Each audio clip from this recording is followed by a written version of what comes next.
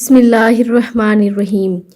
زینب T V کی طرف سے میں آپ لوگوں کے ساتھ رسول اللہ صلی اللہ علیہ وآلہ وسلم کا بہت ہی پیارا فرمان شیئر کرنے جا رہی ہوں۔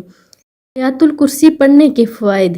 حضرت علی رضی اللہ تعالی عنہ بیان کرتے ہیں کہ میں نے رسول اللہ صلی اللہ علیہ وآلہ وسلم کو منبر کی سیڑھیوں پر فرماتے ہوئے سنا، جو شخص ہر نماز کے بعد آیات الکرسی پڑھتا ہے تو اس کو دخول جنت سے صرف موت ہی روکے ہوئے ہے، اور جو شخص سونے کے لیے اپنے بستر پر لیٹتے وقت اسے پڑھتا ہے تو اللہ تعالیٰ اس کے گھر کو، اس کے پڑوسی کے گھر کو اور اس کے آس پاس کے گھر والوں کو امن عطا کر دیتا ہے۔